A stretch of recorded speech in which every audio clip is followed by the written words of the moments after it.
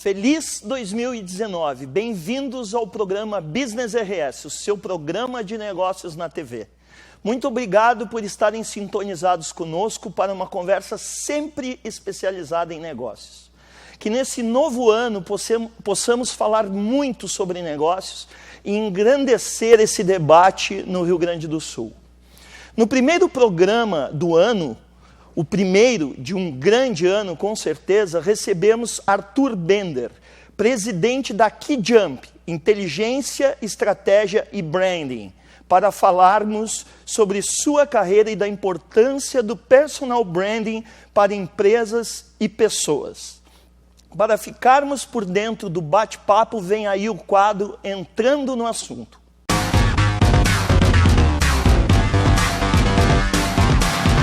Você se preocupa com a sua própria marca? Você sabe o que é branding? No universo corporativo, a força da marca está aliada ao prestígio da empresa e suas ações junto ao mercado. Para não se tornar substituível, seja na bonança ou em tempos de crise, é preciso ser único, embora isso não seja uma tarefa fácil. O branding não é somente uma atitude, é um complexo conceito de marketing, com gestão de marca, seja com investigação de mercado, produção de conteúdo ou com presença nas redes sociais. O branding se renova para constantemente lembrar o consumidor da marca o porquê a empresa é importante em sua vida. Em tempos de tecnologia, redes sociais, todos produzimos nosso próprio branding. Estamos atualizando nossas estratégias de marketing pessoais a todo instante, seja publicando fotos, textos, buscando o nosso espaço nesse universo digital. Vivemos como nunca antes na história da humanidade uma exposição sem precedentes. Todos nós somos nossa própria marca. Seja uma empresa, um colaborador, um profissional liberal ou prestador de serviços. A forma como nos apresentamos e nos posicionamos dentro do ambiente em que estamos é uma forma de gerirmos essa marca. Você contrataria alguém sem uma boa postura nas redes sociais? Para entendermos mais sobre personal branding, marca e a importância de saber gerir sua imagem pessoal e profissional, hoje conversamos com Arthur Bender. Vem conosco falar de negócios.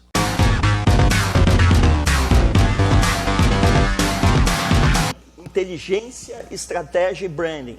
Um dos maiores especialistas brasileiros em marketing e gestão de marca. Autor de 2 best-sellers, os livros Personal Branding, Construindo Sua Marca Pessoal e Paixão, Significado da Marca. Ponto de virada de marcas pessoais, marcas corporativas e organizações. O programa Business RS de hoje tem a honra de receber Arthur Bender. Arthur, muito obrigado pela tua presença. Eu que agradeço a presença aqui, a oportunidade de estar contigo. Eu te falei aqui nos bastidores que eu sou teu fã. Pô, que coisa boa. Já tive a oportunidade de assistir palestras, já tive a oportunidade de assistir tuas aulas, ler os teus livros. Então, para mim, é um prazer enorme ter você aqui nesse que é o primeiro programa de 2019. Um momento muito importante para a gente discutir esse assunto. Eu acho que foi feliz na escolha do tema e da data, eu acho. Né? Perfeito. Para nós começarmos, né, e eu sei que existe até uma certa confusão no mercado, o que é branding e o que é marca. Perfeito. Eu te diria que a marca é aquilo que te descreve, se for como pessoa, né? E branding é a gestão dos sinais dessa marca.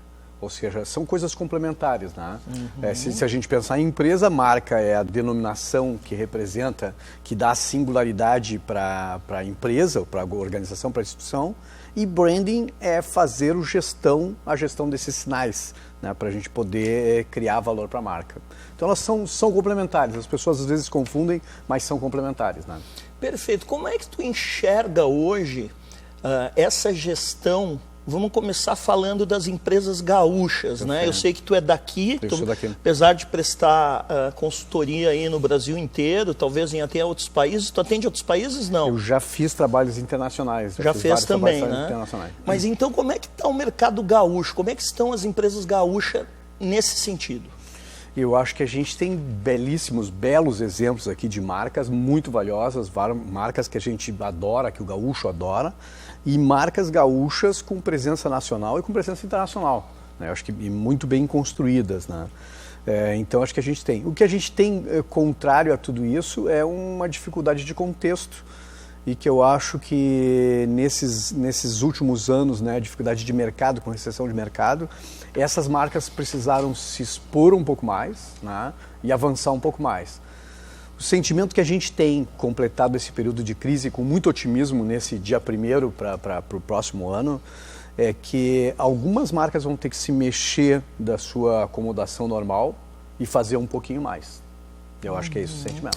E me diz uma coisa, eu assim como você, eu trabalho no mundo empresarial, lido com muitos executivos, e aqui em outros programas nós já fizemos até algumas críticas construtivas, obviamente, que o empresário gaúcho, muitas vezes, ele é muito fechado às inovações, né? Então, a questão da polarização que tanto se falou, por exemplo, nas eleições agora, o gaúcho tem a questão da grenalização, né? É Inter ou Grêmio, é um partido ou outro. Como é que tu enxerga isso e como é que tu te posiciona diante desses executivos em relação à marca e branding? Eu acredito que essa identidade com mais personalidade para as marcas gaúchas, né? E eu acho que nesse sentido o gaúcho um pouco mais ousado, um pouco mais agressivo, foi muito bom durante décadas para o Rio Grande do Sul. Mas eu acho que em algum momento a gente perdeu um pouco a mão, né, nessa temperança, né? E eu acho que nós passamos do ponto. Então eu acho que enquanto alguns outros estados da federação juntam, né, eliminam suas diferenças e tentam encontrar um caminho comum para o segmento, eu acho que a gente ainda está num estágio anterior, disputando entre a gente mesmo, né, e não buscando soluções conjuntas. Se olhar para São Paulo e olhar para outros estados, Espírito Santo é um exemplo muito bom de estados onde, na hora da gente discutir pelo estado, a gente deixa de lado as nossas diferenças. Vamos ver o bem comum, vamos olhar o bem comum. Depois, no segmento, cada um de nós vai ter suas estratégias, né? E eu acho que a gente ainda precisa se reinventar nesse aspecto. Tá, né? tu concorda, então? Eu concordo que a gente está perdendo terreno. Está perdendo terreno. Que a gente poderia estar fazendo mais, né? Eu tenho um grande amigo do mercado publicitário que ele diz que a gente precisa baianar um pouco, né? A gente precisa aprender um pouco com os baianos, que os baianos têm suas diferenças gritantes. Mas quando eles vão para Brasília, eles vão em bloco pensar a Bahia, né? Flexibilizar um pouco mais, né, Bender? Flexibilizar um pouco, diferentes cores, diferentes matizes se juntam para buscar algo para o Estado. Depois cada um vai buscar o seu quinhão, né? Perfeito. Eu acho que é o que falta para a gente. Bender, eu tenho acompanhado assim muitas empresas e a gente nota que elas estão procurando fazer ações ambientais, ações comunitárias. Como é que tu enxerga essa relação das empresas nesse sentido, nesse caminho? Eu te diria que o marketing de causa é algo que a gente já trabalha há bastante tempo, mas é muito boa a tua pergunta. E eu diria que nesse momento, né, a gente passa por uma transformação muito grande que vai ser acentuada cada vez mais, que é de comoditização de quase tudo, ou seja, de tudo ficar mais ou menos igual, né? E até porque a tecnologia está facilitando isso. Vai, né, equalizando, vai ajustando. Quer dizer, muitas vezes tu tem um mesmo produto com preços muito semelhantes, formas de pagamento muito semelhantes, lugares para comprar muito semelhantes. E a escolha das pessoas vai ser muito sobre o que essas marcas pensam, o que elas defendem, né? Em que pontos eu tenho similaridades, em que pontos eu tenho conexões ideológicas, conceituais. Tu estás falando então de valores. Perfeito, de missão, propósito, visão. Causa, perfeito. De identificar em igualdade de condições ou de condições muito parecidas, eu passo a escolher pelas causas que tu defende, pelo propósito da tua organização, né? Pelo que tem de conexão com os meus valores. Com certeza eu não consigo agradar todo mundo se eu mostrar meus valores, mas com certeza também aquelas pessoas que compartilham dos meus valores têm uma aderência muito maior ao meu negócio. Bender, nosso papo está fantástico, nós vamos para um rápido intervalo comercial, lembrando que esse programa tem o patrocínio da Sociedade Gaúcha de Coaching, líder em formações presenciais de coaching desde 2016 e treinamento vivencial Guerreiros Não Nascem Prontos. O que fazemos em vida ecoa na eternidade. Voltamos já já.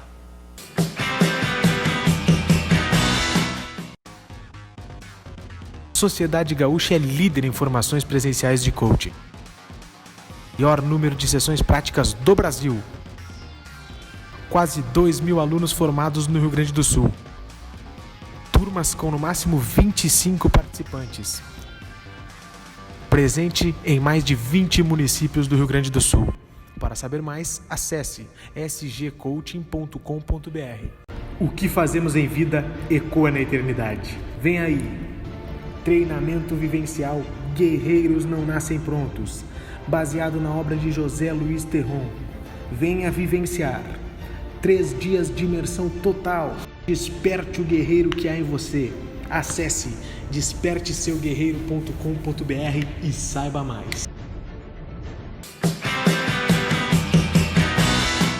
Voltamos com o programa Business RS de hoje, recebendo no primeiro programa do ano, para nossa satisfação, o maior especialista em branding e marca do Brasil, Arthur Bender. Arthur, nós falávamos antes dos comerciais da relação que as empresas estão tendo com o mercado em termos de ações ambientais, ações comunitárias, e nós linkamos isso com propósito, com missão, com visão. No teu livro, daqui a pouco nós vamos falar um pouquinho mais sobre ele, um dos teus livros, você fala em diferenciação. Sim. Qual a importância da diferenciação nesse contexto? Eu diria que diferenciação continua sendo assim o pilar central, o pilar básico de qualquer marca. Marcas existem para criar desigualdade entre coisas aparentemente iguais. É um conceito que eu gosto muito de falar para as pessoas. Pode parecer estranho, mas se não houver desigualdade, eu não consigo fazer escolhas. E marcas nasceram para nos ajudar a fazer as escolhas. Então, quanto mais a sociedade fica parecida, quanto mais os produtos ficam comoditizados, né, parecidos, equalizados, mais importante a diferenciação. O importante é que, até um tempo atrás, diferenciação estava relacionada a aspectos tangíveis do produto, né? O produto tinha um design diferente, oferecia uma opção diferente. E hoje essa diferenciação é muito mais conceitual, é muito mais filosófica, é muito mais em torno dos valores. Ou seja, entre coisas aparentemente iguais, eu penso em preços mais ou menos semelhantes. O que essa empresa defende e o que essa empresa defende aqui? E aí eu tenho algo para poder fazer minha decisão. Então, diferenciação continua sendo o pilar central, só que a gente está indo para o campo filosófico, para o campo do propósito, para o campo dos valores. Porque as pessoas estão inquietas também, dizendo, bom, eu preciso saber o que essa marca pensa, o que ela está fazendo pelo mundo, não é? Interessante isso que você está falando, porque os jovens da geração Y e da geração Z, eles estão numa batida ainda mais intensa que as gerações passadas, nesse sentido, né? Não só para fazer escolhas de compras, né, como consumidores, mas para procurar lugares para trabalhar. E a gente tem visto isso muito, precisa ter um alinhamento filosófico, né, entre os meus valores, minhas crenças, os meus valores e o lugar que eu vou trabalhar.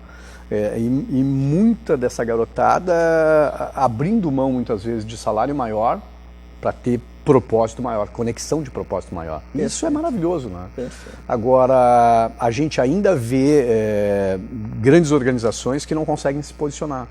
E eu te diria que numa sociedade que a gente tem chamado hoje de sociedade envidraçada, onde todos estamos muito expostos, é muito difícil tu não te posicionar. Se tu não te posicionar, alguém vai te posicionar. Interessante isso que tu está falando, porque eu já tive contato com empresários que estavam com receio de se posicionar nas redes sociais, não pelo benefício que ela poderia trazer, mas sim por algum problema que ele pudesse ter e isso refletir nos seus negócios. Como é que tu enxerga isso? Eu acho que hoje tu não consegue esconder sujeira debaixo do tapete e tu não consegue não te colocar para discutir, né? Porque o consumidor hoje quer discutir. Enquanto a gente viveu décadas, talvez desde a metade dos anos 50, do século passado até agora, com marcas falando de cima para baixo, Hoje o consumidor fica em pé de igualdade e fala horizontalmente contigo. Ele sabe que tem poder.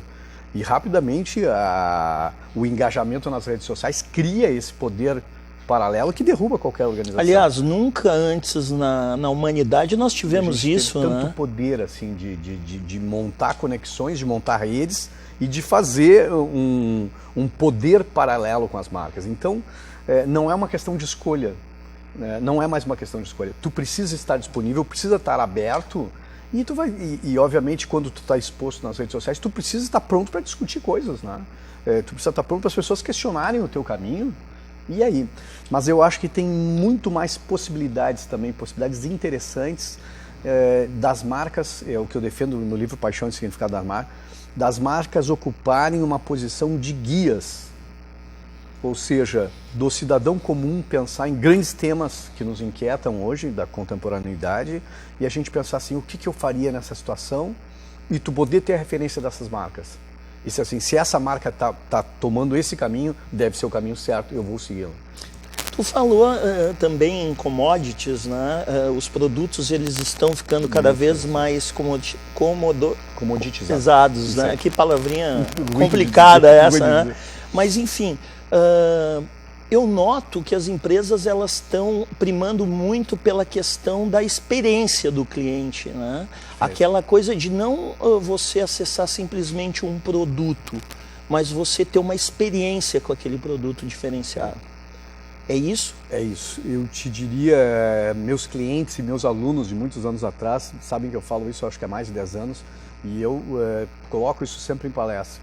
Muito em breve, a gente vai comprar e vai pagar muito mais pelos serviços em torno do produto do que propriamente pelo produto. Ou seja, comprar o produto vai ser fácil e ele vai ser muito parecido. Agora, a experiência em torno do produto é que vai ser valiosa. Então eu acho que ao mesmo tempo que colocam alguns desafios para a gente, com a evolução disso tudo, nos oferecem uma coisa maravilhosa, que é poder acentuar a minha diferença pelas experiências. E sabe que experiências, ser humano, embora a gente pense em CNPJs, planeje as empresas, a maioria das organizações ainda conserva uma experiência entre CPFs, né? E mesmo numa plataforma tecnológica eu tenho uma experiência. Então acho que trabalhar essas experiências são muito importantes. Corroborando isso, tu vai olhar um movimento mundial onde todos os e-commerces por aí estão criando lojas físicas para poder justamente oferecer isso, oferecer uma experiência diferenciada. Mas muito mais no conceito de showrooms, né? Muito mais no conceito de oferecer uma experiência. Certo. De ter aprendizado com o produto, de trabalhar a experiência toda para te depois comprar no mundo virtual. Mas a importância de manter uma experiência. Tem? Entendi. Então acho que tem um campo maravilhoso para ser trabalhado. Bender, tu tem 2 livros maravilhosos que eu tive a oportunidade de ler. Eu gostaria que tu falasse um pouquinho inicialmente do Personal Branding, né? Em que contexto tu produziu ele. E logo na sequência o Paixão e Significado da Marca, que é outro livro referência, né, que a gente indica. Eu particularmente indico os teus livros para os meus alunos de coaching, justamente na questão de saberem se posicionar nas redes sociais e por aí vai, né? O Personal Branding está na 12ª edição, né? A gente já tem mais de 50 mil livros vendidos. E o meu editor sempre brinca que não é um best-seller, né? Ele virou um long-seller. Né? Porque quando os ciclos normais dos livros são primeira, segunda edição e termina, livro técnico, né? Não é livro de ficção. E ele tem uma vida longa porque eu acho que ele toca numa coisa que é muito preciosa para as pessoas, que é o fato de fazer a gestão de si mesmo. Quanto mais o mundo fica digital, quanto mais existem plataformas, quanto mais as pessoas viram gestores de si mesmas, editoras de si mesmas, gestoras de si mesmas, mais é preciso que a gente tome cuidado com o branding. Que ano tu lançou mesmo 2009. esse livro? 2009. Olha que interessante, nós estamos em 2019, né, 10 anos depois, e é um livro atemporal. Tu não vai acreditar que em 2009 ele entrou em 3º lugar entre os 10 mais vendidos do Brasil, 2010 também, e estranhamente em 2017 também ele voltou entre os 10 livros mais vendidos em marketing. Olha que interessante, até porque quando você escreveu ele, nós não tínhamos esse estouro das redes sociais que nós temos hoje. Então isso, o conteúdo ficou mais grave ainda, né? Porque tu tem mais ferramentas e mais plataformas para te expor, mais cuidado tem que ter. Perfeito. Para fazer uma gestão correta, né? Desculpa. Ravané, nosso papo está maravilhoso. Nós vamos para um rápido intervalo comercial e voltamos já já.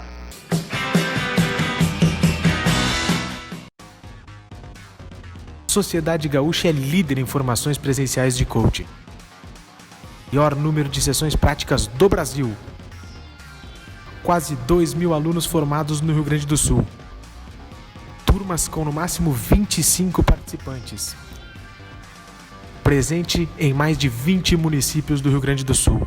Para saber mais, acesse sgcoaching.com.br. O que fazemos em vida ecoa na eternidade. Vem aí! Treinamento vivencial Guerreiros Não Nascem Prontos, baseado na obra de José Luiz Terron. Venha vivenciar 3 dias de imersão total. Desperte o guerreiro que há em você. Acesse desperteseuguerreiro.com.br e saiba mais.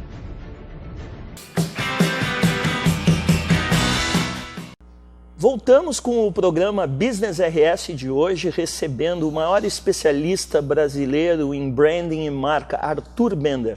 Arthur, nós falávamos no último bloco sobre o personal branding, que foi um dos teus livros, e agora eu gostaria que você falasse sobre paixão e significado da marca, né? Eu falava para você aqui nos bastidores que paixão, para mim particularmente, é uma palavra importantíssima, porque eu acredito que paixão é o que faz as coisas iguais se tornarem diferentes. Gostaria que você falasse um pouco mais sobre isso. Eu visito grandes organizações, né, dando palestras sobre esse tema e defendo uma tese, que é a tese que eu defendo no livro inteiro, de que todo mundo gosta de ter uma relação com um apaixonado, né? Então, se a gente tiver 2 ou 3 apaixonados numa equipe de 20 ou 30, esses apaixonados fazem uma diferença, entregam mais rápido, entregam com qualidade, entregam com o olho brilhando, né? Eles são mais motivados, com estratégia ou sem estratégia, eles tocam a organização.